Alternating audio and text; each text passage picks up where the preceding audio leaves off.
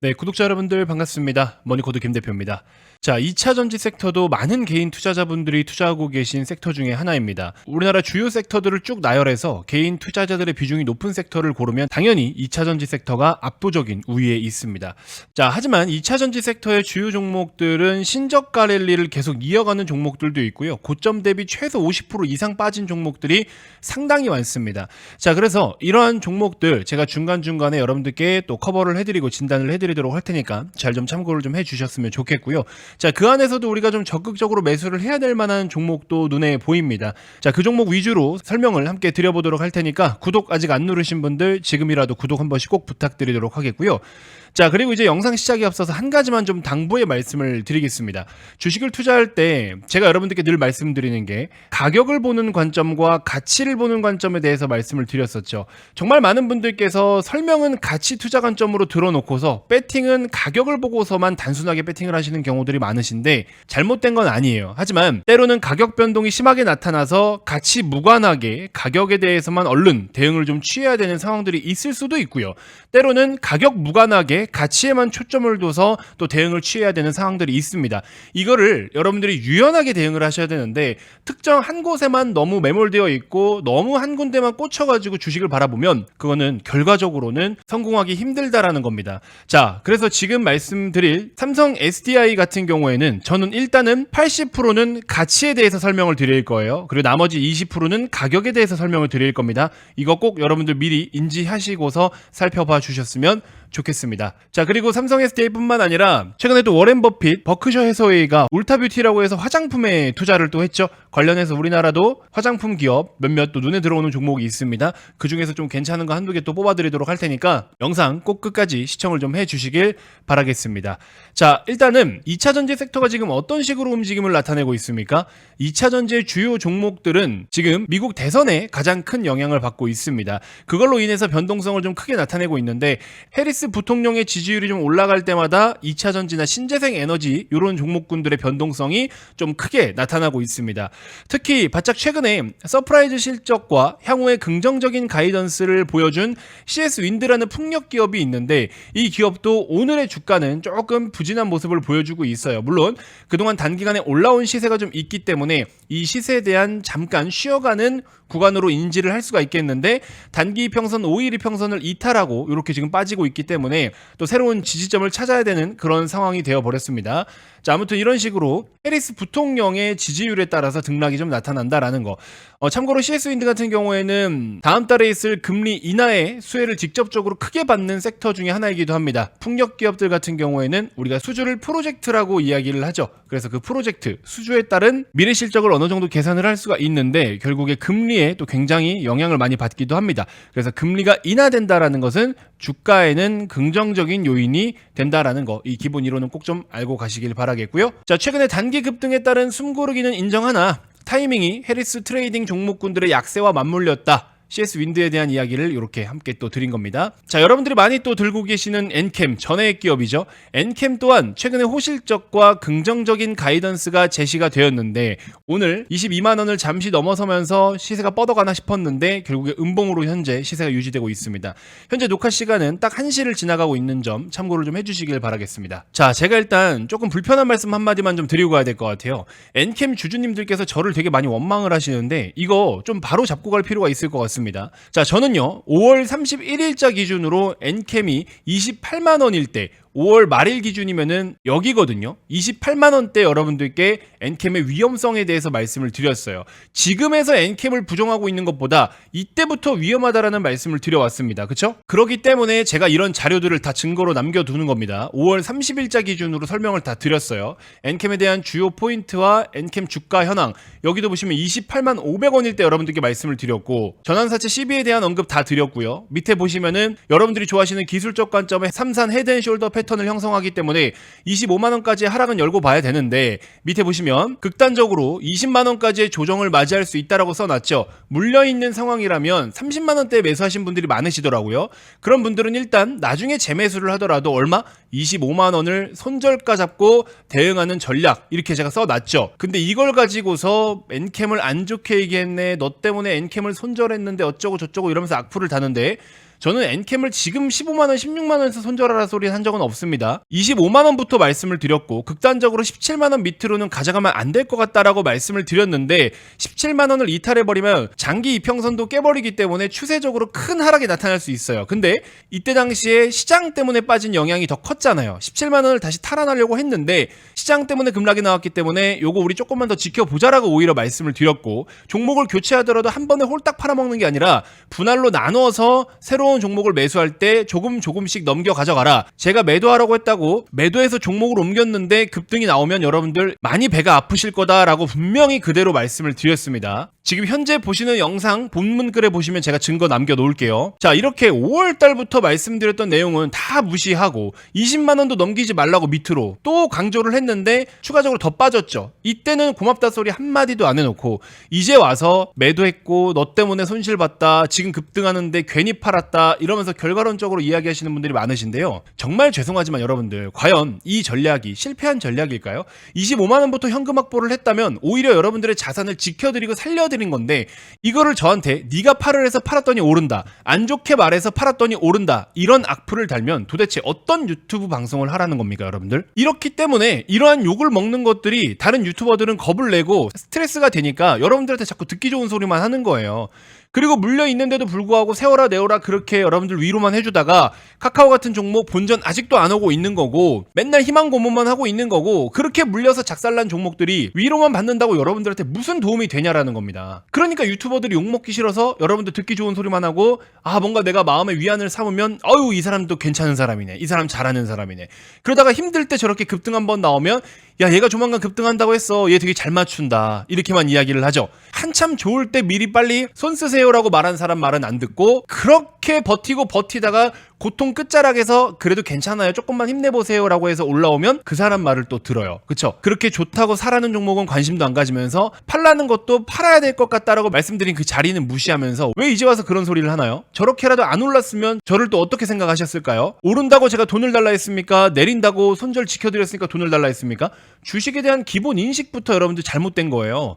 악플러들 다시 한번 생각 똑바로들 하세요. 그렇게 해서 주식으로 저는 평생 돈 못 벌 거라고 확신합니다. 아시겠죠? 자, 삼성 SDI로 다시 돌아와서 SDI에 대한 뷰를 여러분들께 말씀을 드릴 때, 일단 어제 HLB 영상에서도 설명을 드렸던 내용입니다. 지금 아직까지도 청라 신도시 아파트 화재 현상, 이거에 대해서 여전히 이슈가 많아요. 최근에 뭐 EV6도 불이나 테슬라도 불이나 벤츠 뭐 미국에서 조금 더 불 많이 나고 등등 여러 가지 화재에 관련된 이슈가 계속 불거지고 있는데, 이게 단순하게 그냥 중국산 배터리 그 자체만의 문제냐, 아니면 장기적으로 전기차로 전환하는 데에 있어서 발목이 잡힐 것이냐, 여기에 대한 문제가 제기되고 있어요. 물론 화재 건수로만 따지거나 화재 비율로 따지면 내연기관이 화재율은 더 많습니다. 그렇지만서도 내연기관은 화재 진압이 좀 빠른데 전기차는 이렇게 불이 붙어버리면은 이게 좀 대참사가 난다라는 거죠. 여기에 대해서 일단 문제가 제기되고 있는 거고, 그러다 보니까는 보험료도 너무나 비싸고, 내연기관은 뭐 10년이든 20년이든 관리를 잘하면 탈 수가 있는데 전기차 같은 경우는 그렇게 안 된다라는 거예요. 그렇다고 뭐 중고로 사가지고 배터리를 2천만 원 주고서 교체해서 탈 이유가 없잖아요. 그럴 바에는 새 차 사지. 자, 전기차 화재를 확률로 계산하면 로또 2등에 당첨될 확률이라고 합니다. 그러나 화재가 한번 발생하면 그 피해가 너무 크기 때문에 안 그래도 비싼 보험료가 더 비싸질 수 있다라는 거예요. 보통 우리가 뭐 대물보험 1억, 3억, 5억 요 정도 수준이잖아요. 근데 이게 뭐 100억대 이상 피해가 나오니까 이거를 100억까지 만약에 대물을 늘린다? 그럼 뭐 보험료가 어마어마하겠죠. 늘릴 수 있을지는 모르겠습니다만. 자, 어쨌든 관련해서 배터리 관련된 전망이나 여러 뷰가 쏟아지고 있는 가운데 기술적으로 토론을 하자면 여러분들의 생각과 또 저의 생각에 의견이 많이 갈릴 수가 있기 때문에 또 불편한 상황을 만들 수가 있어요. 그렇기 때문에 딥하게 접근은 하지는 않겠다. 자, 물론 파라시스 배터리이기 때문에 한국산 배터리에 오히려 수혜다라고 이야기를 하는 투자자들도 많아요. 역시 중국산 배터리는 안 돼, 뭐 이렇게 이야기를 할 수도 있는데, 지금 당장 현실적으로 조금이라도 좀 빠르게 더 보완할 수 있는 부분은 전해액과 분리막 관련된 성능을 업그레이드를 지목을 하는 전문가들이 많다라는 겁니다. 그리고 전고체 배터리에 대한 언급과 정부에서 R&D 비용을 조금 더 투자하겠다라는 그러한 이야기들이 많이 나오고 있죠. 자, 그래서 삼성 SDI 같은 경우에는 최근 3월 달에 있었던 인터 배터리 행사, 이 행사에서 전고체 관련된 모멘텀으로 이렇게 3월 한 달 동안 30% 정도의 주가가 상승이 좀 나타나긴 했었는데요. 그 이후에는 여전히 주가가 계속 밑으로 내리꽂고 있지만 사실 가격적인 측면과 업황적인 측면에서는 너무 안 좋은 건 사실인데, 근데 SK랑 LG 대비해서 대해서 안정적인 이익을 너무나 잘 내고 있다라는 것과 지금 현재 전기차가 캐즘이라고 이야기를 하고 있는데 이 캐즘을 역으로 이용해서 투자를 전년 대비 50%나 늘려버리겠다, 증가를 하겠다라는 계획을 밝혔죠. 하지만 이런 부분이 아직까지는 주가에 반영이 잘 안 되고 있는 상황이고 경기 침체니 뭐니 여전히 시장도 불안정한 상황에서 반도체를 중심으로 기존의 주도주의 흐름이 좀 끊길 가능성이 있기 때문에 현재 SDI를 긍정적으로 바라본다면 기존의 주도주에서 수급이 넘어올 가능성 첫 번째, 두 번째로는 낙폭과대 인식, 고점 대비 많이 빠졌기 때문에 이 정도면 주가가 싸다라고 생각할 수 있는 인식, 그 다음에 세 번째로는 중국 배터리 화재로 인한 반사 이익도 어느 정도는 고려를 해볼 수가 있죠. 네 번째로는 차세대 배터리 전고체에 대한 R&D에 가장 적극적인 유일한 셀 기업이다라는 거, 다섯 번째 안정적인 이익을 내고 있다라는 거, 여섯 번째 유일한 투자 확대 계획을 밝힌 기업이다라는 거. 전고체 배터리를 부정하는 사람들이 아직까지 많은데 제가 예전에도 전고체 관련돼서 말씀을 좀 드린 부분이 있는데요. 자, 일단은 전고체 배터리의 가장 문제는 뭐냐, 상용화가 어려울 것이다 라고 이야기를 하고 있는데 이 상용화가 어려울 것이다 라는 거는 두 가지로 나눌 수가 있는데요. 첫 번째는 당연히 기술력이에요. 아직까지 전기차에 탑재할 수 있는 전고체는 개발되지 않았습니다. 물론 용량이 좀 적은 거는 어느 정도 개발이 됐어요, 일본에서. 근데 지금 우리가 생각하는 이러한 일반 전기차에 상용화가 가능한 수준까지의 개발은 안 된 상황입니다. 두 번째, 표준이 없어요. 표준. 가격이 너무 비싸다라는 거예요. 가격이라는 건 여러분들 결국에 수요와 공급에 의해서 결정이 되잖아요. 근데 전기차에 탑재가 가능한 그런 수준의 표준이 나온다면 이 표준에 맞춰서 뭐 소재가 됐든 장비가 됐든 부품이 됐든 그러한 공급처들이 많이 늘어나겠죠. 그러면 가격은 조금 다운이 됩니다. 근데 그럼에도 불구하고 너무 비싸다라고 이야기를 하시는 분들이 있는데 비싸면 비싼 대로 프리미엄 모델에 탑재가 되면 되는 거겠죠. 물론 정부 지원금이나 보조금 같은 것들도 또 있을 수도 있고 그건 나중 문제지만 가격에 대해서는 지금 현재 시점으로 이야기를 하면 안 된다라는 겁니다. 기술력이 되면 가격은 어떻게든 조율이 또 가능할 수 있는 부분이고 화재나 이런 것들이 정말 안정적이고 자동차는 인간의 생명과 직접적인 연관성이 있기 때문에 기술만 개발이 된다라고 하면 그리고 안전성만 확보가 된다라고 하면 이거는 정부에서도 손을 써줄 수가 있는 거고요. 그리고 또 프리미엄급 모델들은 그렇게 팔면 되는 거예요. 예를 들어 여러분들 부가티 한 대당 100억 이상 하는데 이러한 정말 하이퍼카들이 화재로 인해서 논란이 된다면 브랜드의 손실이 어마어마하겠죠. 100억 주고 사면 뭐하냐, 불나면 말짱 도루묵인데. 그러면 이런 모델들은 비싸도 사는 사람들이 있단 말이야. 그러면 어차피 전기차로밖에 판매를 할 수가 없는 상황이 혹시나 된다면 전기차 중에 하이퍼카들 이런 모델에는 전고체가 들어갈 수가 있겠죠. 그래서 영역은 넓고 범위는 넓어요. 근데 이거를 무조건 안 된다라고 이야기해서는 안 된다. 저는 그렇게 생각이 좀 드는 겁니다. 자, 그리고 추가적으로 어제 나온 기사인데요. 에코프로 BM이 고체 전해질 양산 라인을 만든다라는 내용이 이렇게 또 나왔습니다. 기사를 그대로 좀 가지고 왔는데 이동채 전 회장이 경영권에 복귀를 하느냐, 그러고 나서 첫 투자를 또 어디에 하느냐 관련된 내용 간단하게 살펴보면 전고체 전지 쪽으로 지금 또 투자를 한다, 뭐 이런 내용이 나오고 있습니다. 롯데 에너지 머티리얼즈도 고체 전해질 쪽으로 지금 개발을 하고 있습니다. 아직까지 표준이 없다라고 말씀을 드렸죠. 그래서 고체 전해질 쪽으로는 황화물계와 산화물계 어디로 갈지는 몰라요. 아직까지 정해진 건 없는데 어쨌든 주요 기업들이 각각 다 연구 개발을 하고 있다라는 거고, 에코프로 BM 측은 고체 전해질 양산 라인 구축에 대해서 제대로 뭐 아직까지는 답을 해줄 수 없다라는 이야기가 나오고 있는데 어쨌든 이쪽으로 정말 많은 기업들이 또 기술력이 뒷받침되는 그런 우리나라를 대표하는 핵심 기업들이 전고체 쪽으로 준비를 하고 있다라는 겁니다. 근데 이게 정말 안 되는 거면 실무자들이 이걸 하겠냐라는 거죠. 유명한 박모 아저씨 계시죠, 여러분들. 그분이 전고체는 절대 안 된다라고 이야기를 했는데 과연 국내 주요 기업들이 안 되는 곳에다가 왜 많은 돈을 투자를 하면서 이러고 있겠냐라는 거죠. 인플루언서를 믿지 말고 기업을 공부하고 기업을 믿으세요, 여러분들. 되든 안 되든 일단 기업을 믿으셔야 됩니다. 아시겠죠? 자, 그래서 삼성 SDI 같은 경우에는 미리 매수를 해서 느긋하게 보유를 하는 관점, 아니면 두 번째로는 기준봉을 대기하는 관점. 그래서 이 기준봉이라는 것은 대세 상승 초입 구간을 식별할 수 있는 지표입니다. 자, 요약본을 최근에 제가 여러분들께 이제 차근차근 보내드리고 있는데 이렇게 대세 상승 초입 구간을 식별하고 그 뒤에 주가가 또 이렇게 많이 올라가죠. 이러한 내용이에요. 이거를 식별할 수 있는 방법이다라고 생각을 하시면 됩니다. 그래서 보시면은 과거에 솔트룩스 기준봉 발생 이후에 205% 상승, STI 같은 경우에도 기준봉 식별하고 나서 172% 상승, 밑에 보시면 제주반도체 보이지도 않는데 여기 기준봉 발생하고 760% 상승. 밑에 보시면 한미반도체도 똑같아요. 기준봉이 터진 이후에 500% 상승. 알테오젠도 기준봉 발생하고 300% 상승. 여러분들이 지금 알고 계신 시장을 주도했던 알테오젠, SK하이닉스, 한미반도체 등등 얘네들이 모두 다 기준봉부터 시작이 됐다라는 겁니다. HLB 같은 경우에도 기준봉 발생하고 165% 상승. 무슨 말인지 아시겠죠? 이렇게 해서 정규반에서는 실제로 수익도 다 챙겨드리긴 했는데 아무튼 기준봉을 컨택하면 여러분들 정말 어마어마한 일들이 일어난다라는 겁니다. 그래서 주식을 꾸준히 투자하실 거면은 한 번쯤은 이 기준봉에 대해서 간단하게라도 공부를 좀 해보시길 권해드리고 싶고요. 수백억 트레이더와 미국의 월가의 유명한 트레이더도 모두 이 기준봉을 베이스로 매매를 합니다. 자꾸 여러분들 무지성 충동 매매를 하시고 투자 기준도 없고 타인 의견에만 의존하는 분들은요, 이 기준봉을 꼭 공부를 하셔야 됩니다. 자, 그래서 간단하게 공부를 해보실 분들에 한해서만 기준봉 시그널 요약본, 지금 좀 전에 보여드린 이 요약본을 여러분들께 발송을 해드리고 있습니다. 선착순 20명은 마무리가 됐는데 너무 빨리 마무리가 돼서 추가 20분께 더 발송을 해드리고 있죠. 요약본으로 발송을 해드립니다. 자, 그리고 이제 오늘부터 내일장에 어떤 종목을 보세요 라고 또 라이브로 2, 3일 정도 영상까지 추가적으로 제공을 해드릴까 고민을 좀 하고 있어요. 잘 좀 참고를 해보시고, 자, 이런 식으로 정규반에서는 한농화성 전고체 배터리 관련주로 부각을 받았습니다 라고 하면서 이렇게 언급을 드렸는데, 언급드린 당시에 15,700원 정도가 되겠네요. 자, 근데 보시면 오늘 장중에 고점 19,000원대까지 급등이 나왔죠. 이날 언급을 드리고 오늘 바로 급등. 그러니까 기준봉은 여기서 발생. 이런 루트를 좀 아셔야 된다라는 겁니다. 여기도 보시면 사용자 강세 약세의 기준봉, 그러면 딱 이렇게 기준봉을 자동으로 식별을 해주죠. 이렇게 기준봉이 자동으로 식별되면 그 이후에 눌렸다 가는 유형과 즉각 상승 유형, 이 두 가지만 인지를 하고 계시면, 보시는 것처럼 A타입과 B타입 이렇게 두 가지만 인지하고 계시면 주식으로 수익 내기 정말 편합니다.